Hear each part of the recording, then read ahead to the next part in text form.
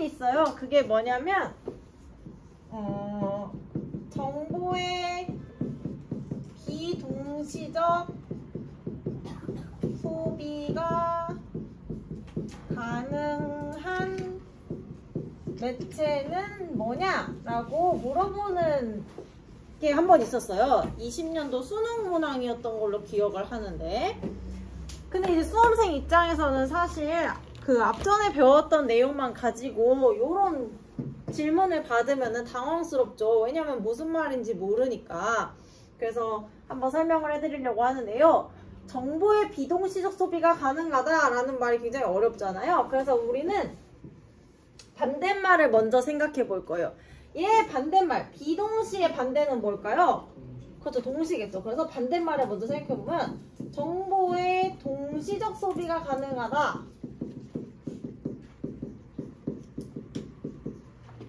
자, 이 말을 한번 생각해 봅시다. 정보의 동시적 소비라는 것은 무슨 말이냐면은, 잘 들으세요. 대중매체에서 어떤 정보가 사람들한테 나가잖아요. 그러면은 그 정보가 나가고 있는 그 시간, 그때에 그 정보를 접한 사람만 접근할 수가 있고, 그 이외의 사람들은 그 정보에 대해서 접근할 수가 없어요. 다시 말하면 예를 들어 어떤 방송이 송출이 되고 있어. 그러면 그때 그 시간에 그걸 본 사람들만 그거를 알 수가 있고, 다른 사람들은 그걸 찾아볼 수가 없는 형태의 대중매체가 있다는 거예요. 우리가 배웠던 것 중에 그런 성격을 가지고 있는 게 있거든요. 송출될 때 듣거나 보지 못하면은 나중에 다시 찾아볼 수가 없는 형태가 있는데, 얘네 4개 중에 그런 거 뭐 있을까? 그때 방송 나갈 때 딱 그거 듣거나 보거나 해야 돼. 안 그럼 그 이외의 시간에는 못 찾아봐. 내가 다시 따로. 뭐 있을까? 4개 중에. 그래요, 맞아요. 잘 얘기했어요. 음성매체. 이 음성매체는 라디오잖아요. 그쵸? 전통적인 라디오 생각해보면, 그 지금 앱으로 듣는 라디오 말고 옛날 라디오 생각해보면, 그때 방송 나갈 때 못 들으면 나중에 다시 들을 방법이 없잖아요. 그쵸? 그거 생각하시면 돼요. 하나 더 있어요, 여러분. 뭐 있을까?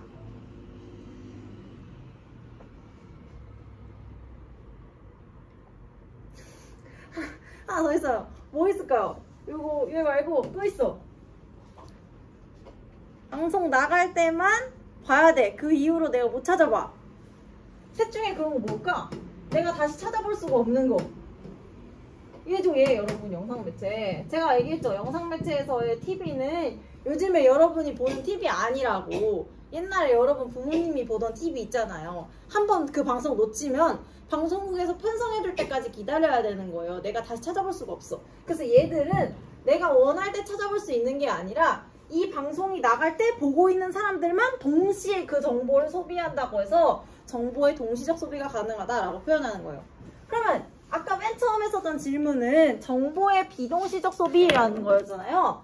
이 비동시적 소비라는 거는 정보의 소비자들이, 즉 여러분들이 자기가 원할 때 정보를 꺼내서 각자가 편한 시간에 소비할 수 있기 때문에 정보의 소비가 동시에 일어나지 않잖아요. 그래서 정보의 비동시적 소비라고 하는 거예요. 즉 다시 말해서 정보 소비자들이 자기가 원하는 시점에 찾아서 정보를 볼 수가 있냐라는 거죠. 그러면 우리가 이제 남은 2개 있잖아요. 인쇄매체나 뉴미디어가 여기에 해당한다고 볼 수가 있는 거죠. 왜? 책은 내가 원할 때 그냥 찾아서 보면 되는 거죠. 그쵸? 그러니까 사람마다 이 책을 보는 시점이 다 다를 거 아니야.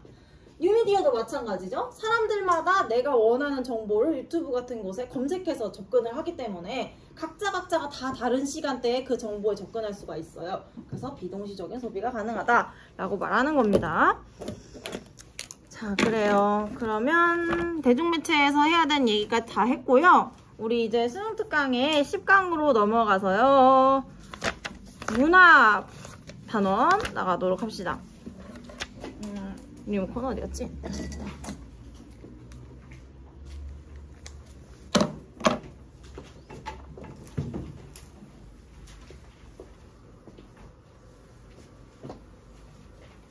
하여튼 저 멘트가 수능인가 학력평가인가에 나왔었어요. 저 멘트가. 그래서 있고요.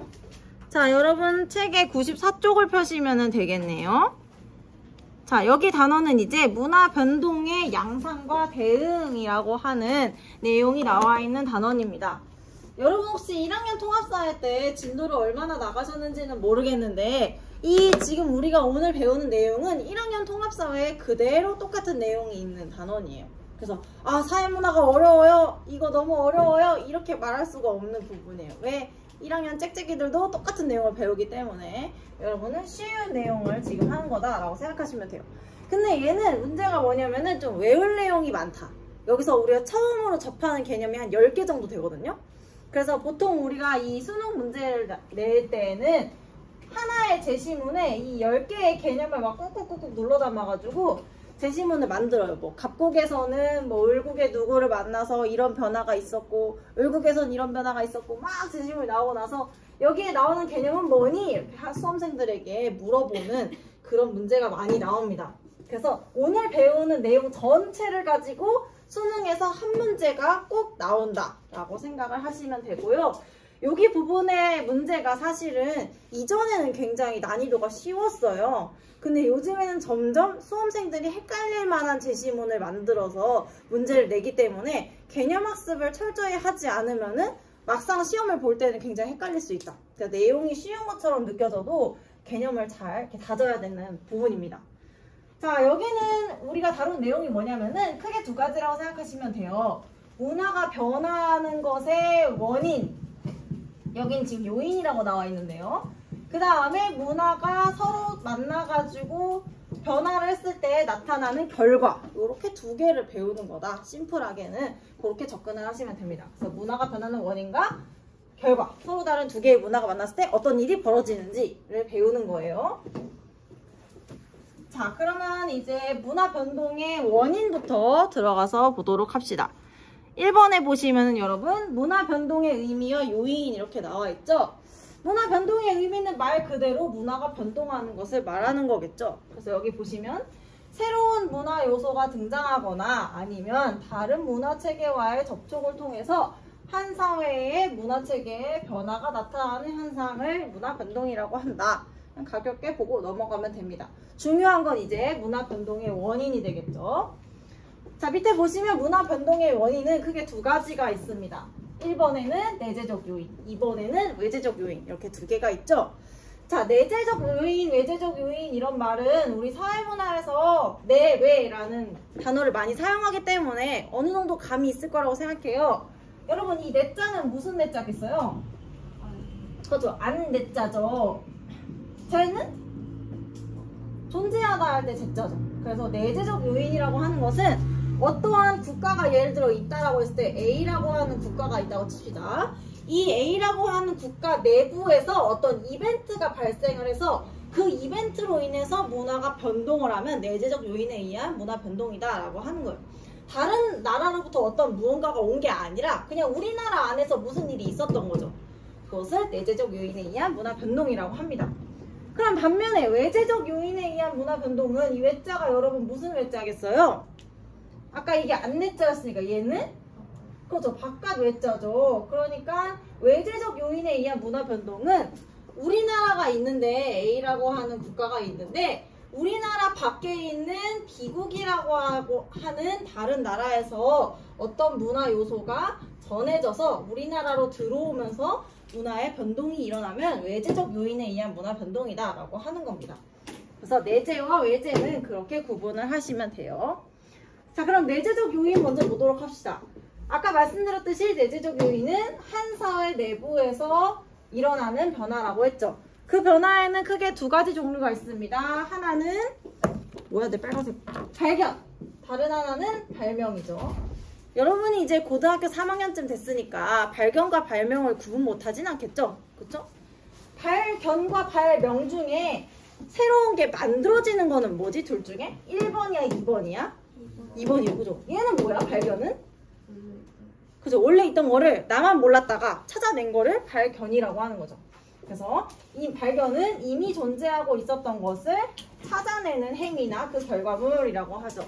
빠르게 넘어갈게요. 얘는 다 아는 거니까. 뭐 불이나 전기, 지하자원, 뭐 자연과학에서 발견된 많은 것들 있죠. DNA, 혈액형 이런 것들이 다 발견이라고 할 수가 있습니다. 발명은 여러분이 말씀하셨던 것처럼 존재하지 않았던 것을 새롭게 만들어내는 행위를 말하는 거죠. 엄청 많죠. 이것도 뭐 바퀴, 자동차, 인터넷, 여러분이 사용하고 있는 대부분의 것들이 다 발명의 산물이지 않습니까? 뭐 이런 핸드폰도 그렇고 태블릿도 물병도 다 발명한 거죠. 자, 이제 밑에 외재적 요인 갈게요. 요거 스크롤 좀 내리고. 오, 아직까지 많이 안 자는데? 좋았어. 자, 외재적 요인에 의한 문화 변동을 봅시다. 아까 외재적 요인이라고 하는 것은 요런 거라고 말씀드렸죠? 우리나라 밖에 다른 나라에서 어떤 문화 요소가 전해져가지고 우리나라의 문화에 변동이 생기는 현상을 외재적 요인에 의한 문화 변동이라고 말씀을 드렸습니다. 이 외재적 요인으로 인한 문화 변동을 다른 말로 뭐라고도 하냐면 여기 이제 괄호치고 문화 전파라고도 나와 있죠. 같은 말이에요. 왜 문화 전파냐? 다른 나라로부터 문화 요소가 전해져서 왔으니까 전파라고 부르는 거예요. 그래서 다른 사회의 문화 체계와 접촉하거나 교류한 결과 다른 문화 요소가 전해져서 우리나라의 문화가 변하는 것을 전파라고 합니다. 전파에는 크게 세 가지가 있어요. 직접 전파, 간접 전파, 자극 전파. 자, 이 직접 전파, 간접 전파는 두 개 되게 쉬운 개념이고요. 자극 전파가 조금 어려울 수 있어요. 얘는 쉬운 거 먼저 합시다. 이 직접 전파는 뭐냐면요. 문화 요소가 비국에서 A국으로 우리나라로 전해져 들어오는데 어떻게 들어오는 거냐면은 사람이 직접 그 문화 요소를 전해주는 경우에 직접 전파라고 하는 거예요. 그래서 보시면 문화 요소를 제공하는 사회와 그것을 수용하는 사회의 구성원 간의 직접적인 접촉 과정에서 문화 요소가 전달되는 것을 직접 전파라고 합니다. 여러분 이거 이렇게 심각하게 외울 필요도 없어요. 솔직히 되게 쉬운 거거든요. 그냥 예시로 생각하시면 돼요. 우리나라에서 우리가 이제 사용하고 있거나 누리고 있는 문화들 중에 다른 나라 사람이 우리한테 전해준 게 뭐가 있는가 한번 생각을 해봅시다. 예를 들면 여러분 혹시 종교가 있으신 분들이 있는지 모르겠지만 종교가 이제 대표적인 직접 전파의 산물이죠. 예를 들면은 개화기 때 뭐 선교사들이 우리나라에 많이 들어왔잖아요. 이 사람들이 뭐를 했냐면은 뭐 예를 들어서 천주교를 우리나라에 전파를 해줬죠. 뭐 그런 것들을 생각하시면 됩니다. 사람이 천주교라고 하는 문화 요소를 우리에게 전해줬잖아요. 그런 게 이제 직접 전파의 대표적인 사례라고 볼 수가 있습니다. 그래서 문제에 나올 때는 보통 이제 직접 전파가 나온다면은 사람들끼리 접촉할 수 있는 것들을 많이 내요. 예를 들면은 뭐 교역을 했다, 뭐 상인들로부터 알게 되었다거나 뭐 전쟁을 했다거나 뭐 이런 식으로 굉장히 인간들끼리 접촉을 해서 문화가 전해져 오는 것들 생각하시면 됩니다. 저 혹시 말 너무 빠른가요? 아니죠? 여기 좀 안 어렵죠? 네, 그래요. 자, 그 다음에 직접 전파가 있으니까 간접 전파도 있는 거예요. 이 간접 전파라는 건 뭐냐? 직접 전파는 사람이 직접 문화 요소를 전해준 거라고 한다면은 이 간접 전파는 사람이 직접 전해준 게 아니겠죠? 그럼 뭐를 통해서냐? 매개체를 통해서 문화 요소가 전달이 된 경우를 우리가 간접 전파라고 합니다. 오늘날의 이 매개체에는 굉장히 다양한 게 있는데 그 중에서도 흔한 것이 바로 이제 대중매체라고 할 수가 있어요.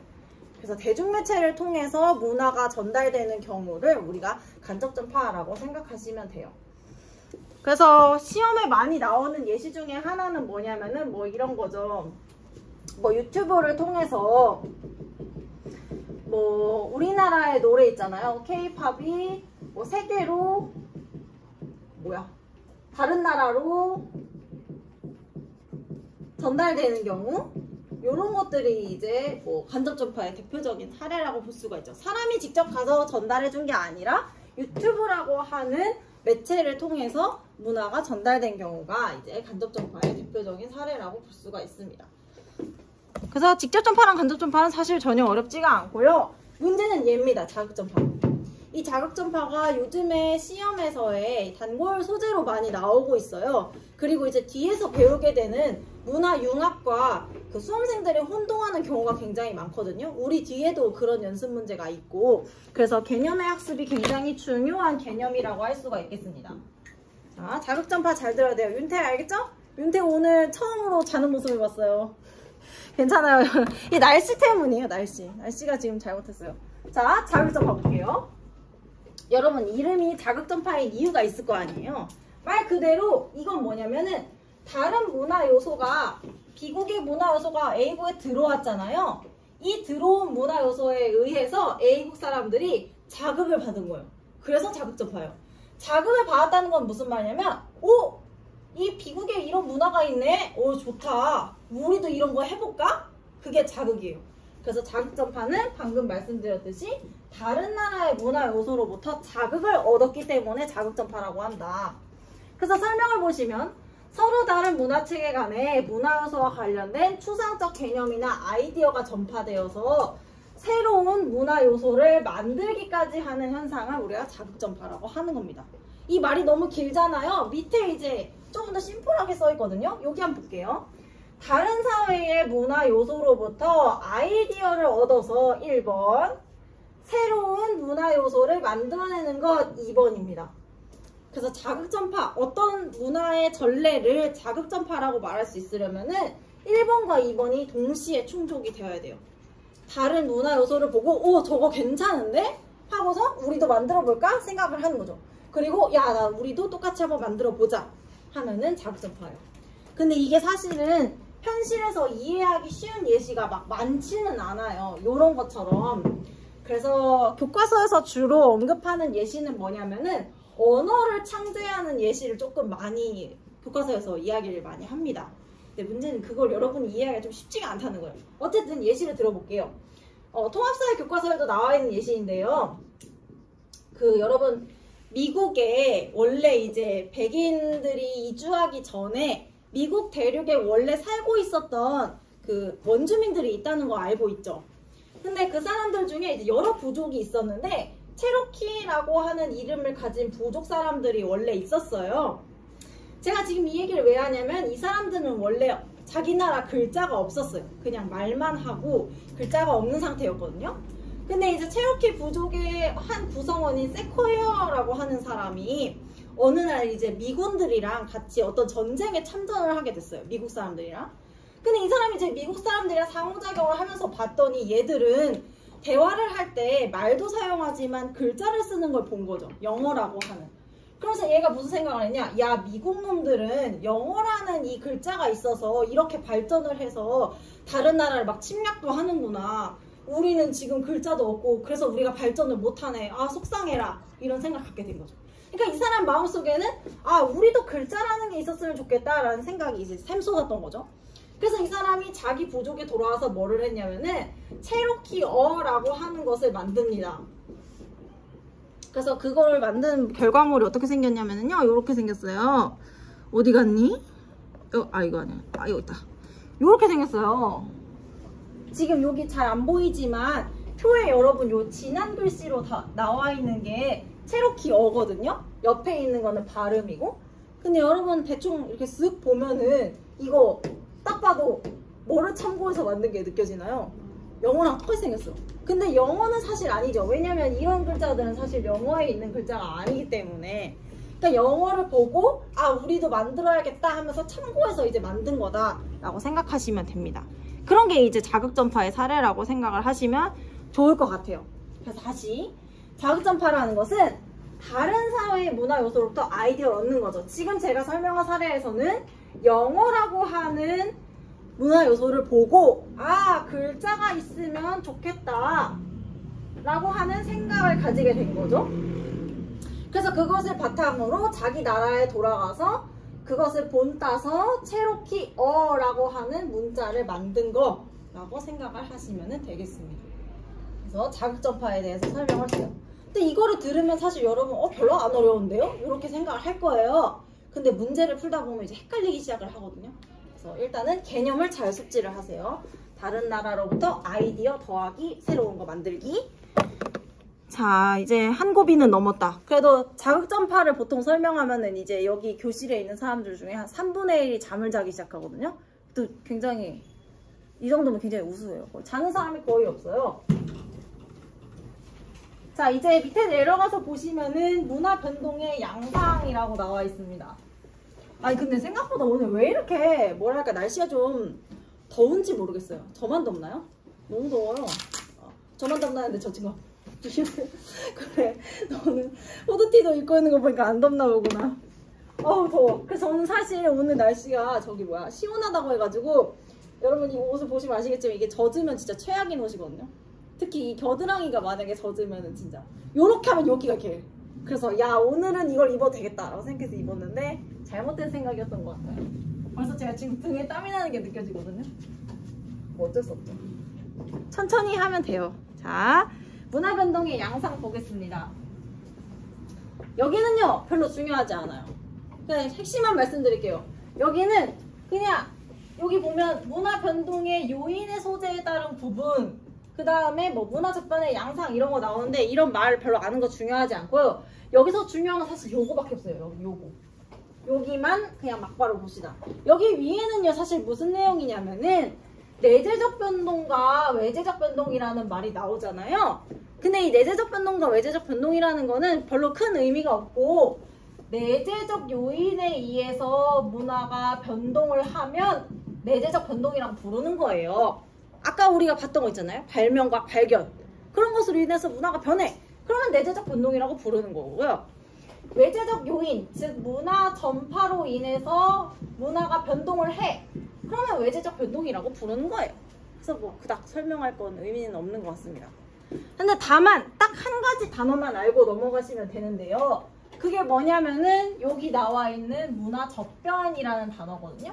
요것도 그냥 이런 용어가 있다 라는 것만 알면 돼요. 이 문화 접변이라는 거는 뭐냐면은요. 이 접자가 이 접촉하다 라고 할 때의 접자고요. 그 다음에 변은 변동하다 할 때의 변자예요. 그러니까 문화 접변이라는 거는 서로 다른 두 개의 문화가 이렇게 만나가지고 서로 접촉을 할 거 아니에요. 사람들 왔다 갔다 하거나 뭐 매체를 통해서 오거나 그러면서 문화가 변동한다 라고 해서 문화 접변이라고 부르는 거거든요. 그래서 뭐 그냥 그 접변이라는 용어를 아 이런 게 있구나 라는 거 외에는 딱히 뭐 건질 내용은 없습니다. 자 그럼 이제 막바로 밑에 나와 있는 문화 접변의 양상 중에 강제성과 자발성에 따른 구분 볼게요. 여기도 아주 쉬워요. 보시면 강제적 문화 접변과 자발적 문화 접변이라는 말이 나오잖아요.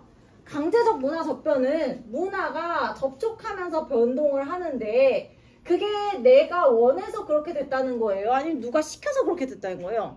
그래, 시켜서 그렇게 됐다는 거죠. 그 얘기예요. 그래서 보시면 정복과 같은 상황에서 강제력에 기초해서 지배적 입장에 있는 사회의 문화 요소가 피지배 사회에 강제적으로 이식되어서 나타나는 문화 변동이다. 얘는 조금 시험에 자주 나옵니다.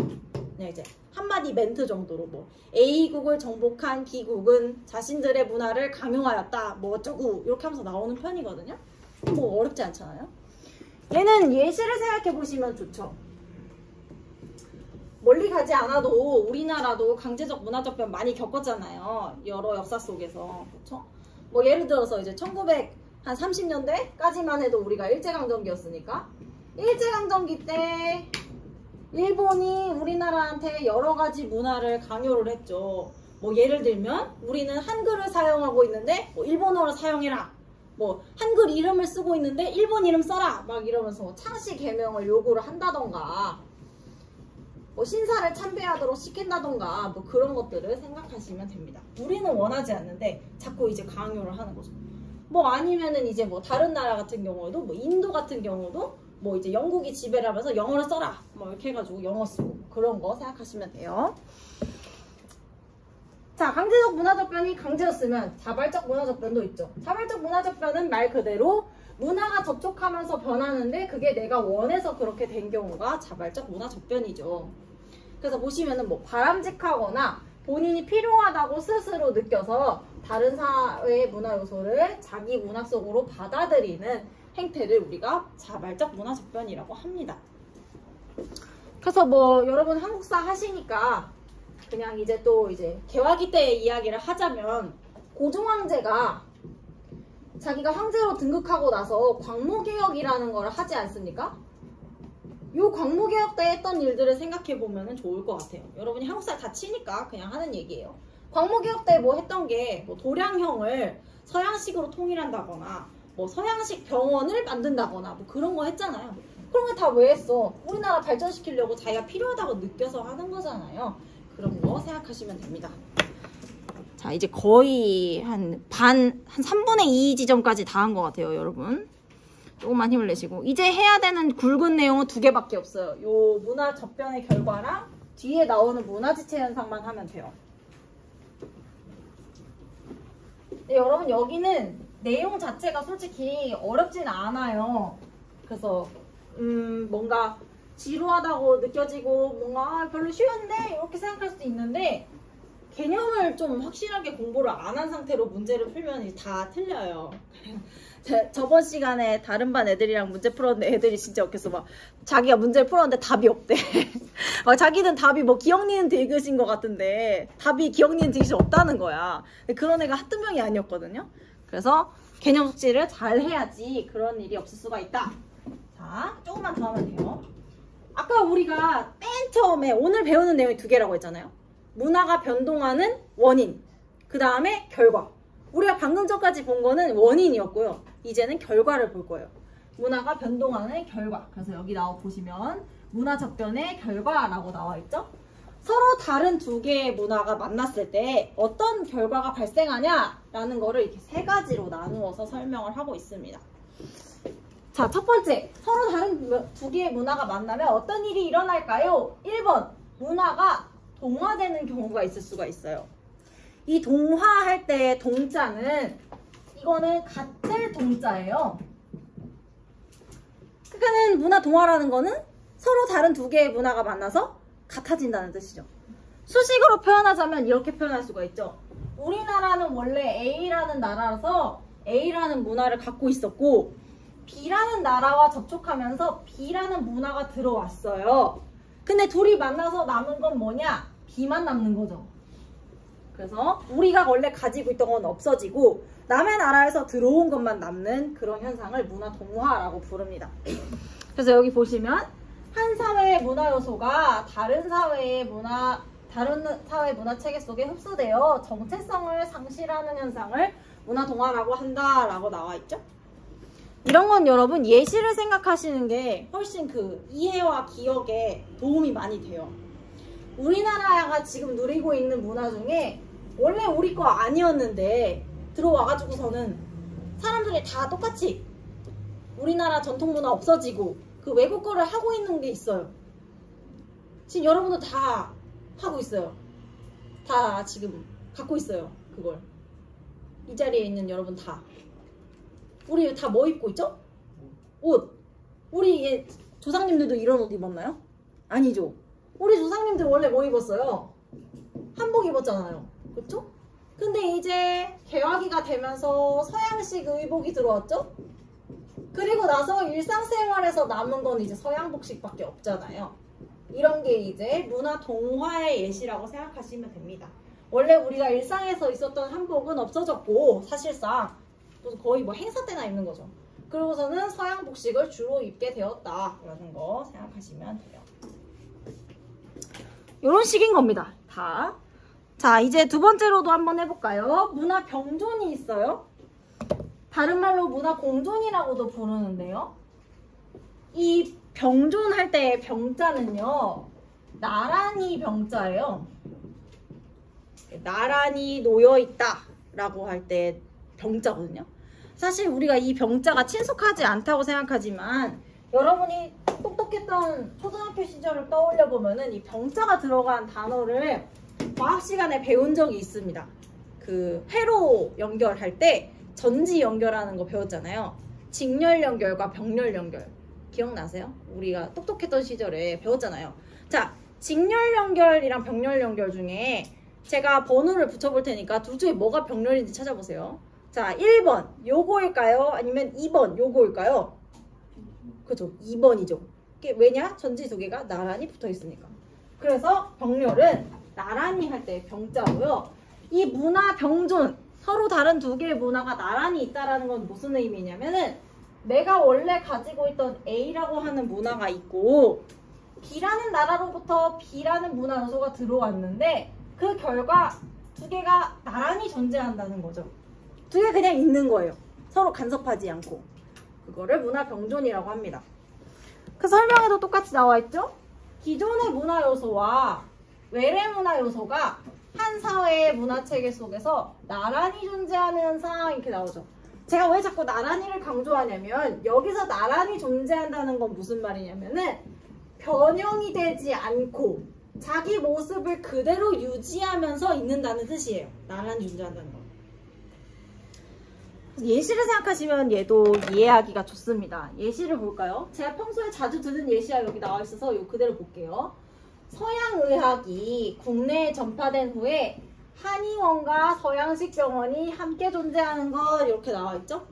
이것도 똑같죠? 우리나라에 원래 한의학이라는 게 있었는데 서양식 병원이 새로 들어왔단 말이에요. 근데 지금은 둘 다 같이 있잖아요. 제가 처음에 디스크 터진 줄 모르고 담들었을 줄 알고 한의원 갔잖아요. 그쵸? 여러분도 뭔가 근육통이 있거나 아니면 몸이 허할 때는 한의원을 가잖아요. 근데 뭔가 수술을 해야 되거나 뭘 찍어봐야 돼. 그러면 양방병원 가잖아요. 지금 두 개가 다 동시에 존재를 하고 있다. 병존이라고 생각하시면 됩니다. 아유 더워. 자 이제 마지막 문화융합이에요. 자 여러분 융합된다고 하면은 이 융합을 손으로 한번 표현해 볼 수 있을까? 양손을 이용해서 융합된다 라고 표현을 하면은 어떻게 표현할 수 있을 것 같아요? 그래 요렇게 그 모든 반에서 다 얘들아 융합은 어떤 느낌일까 하면은 다 요렇게 해요. 맞아요 요런 느낌.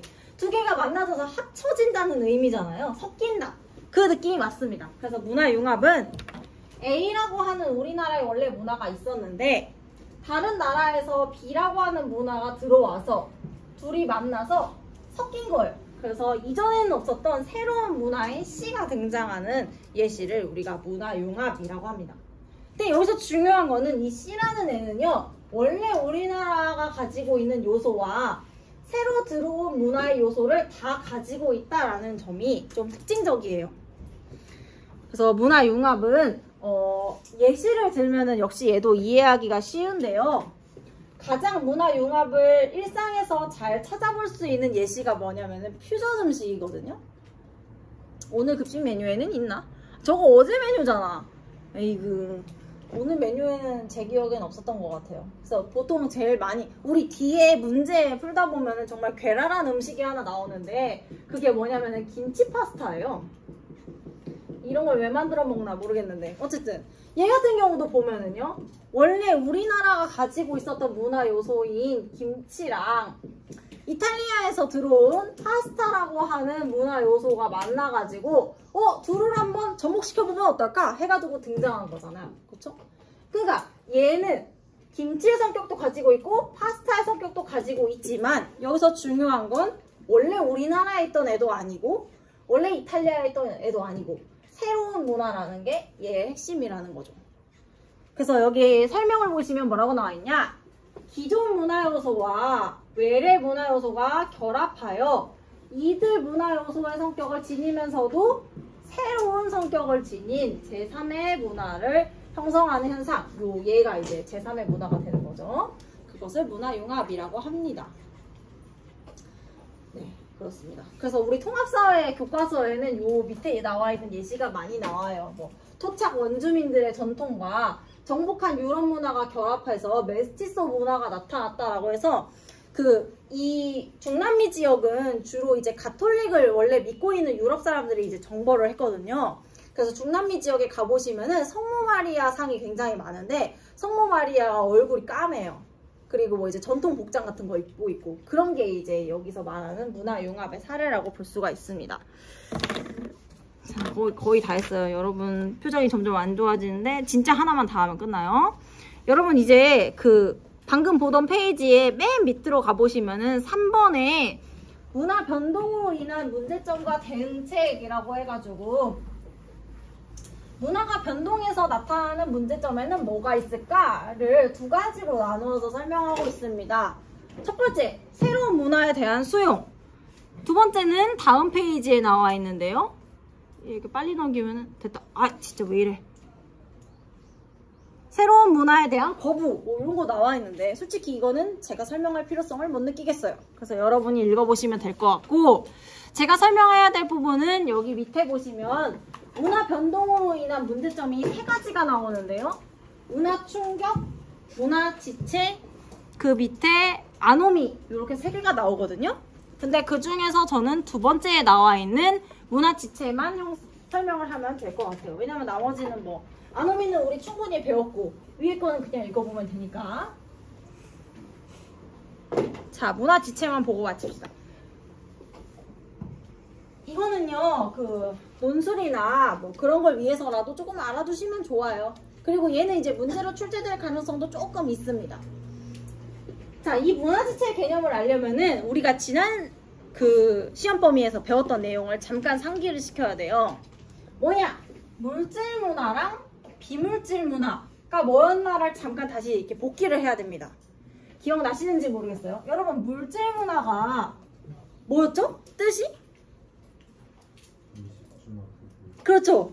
의식주나 도구. 근데 얘 핵심 뭐냐? 인간의 욕구를 충족시키기 위한, 그래서 인간이 만든 도구나 그 도구를 만드는 기술까지가 물질문화였어요. 그래서 이번에 시험에서도 제가 아마 냈을 거예요. 정보통신 기술에다가 뭐 밑줄을 그었나? 뭐 그래가지고 물질문화인지 비물질문화인지 그런 거 물어보는 거 냈었잖아요. 그래서 인간의 욕구를 충족하기 위한 도구와 그것을 만드는 기술이 물질문화가 되는 겁니다. 그럼 반면에 비물질문화는 뭐였죠? 네, 뭐라고요? 그래요. 제도, 인형, 가치체계. 좋아요. 저렇게 이렇게 드라락 나오면 좋아요. 그래서 인간의 정신이 반영되어 있는 것들을 말하면 돼요. 예를 들어서 친구가 말한 것처럼 뭐 제도, 뭐 관념, 뭐 아니면 가치체계라고 이야기했지만 뭐 예술이라든지 종교라든지 뭐 철학이라든지 뭐 이런 것들이 전부 다 비물질 문화라고 볼 수가 있습니다.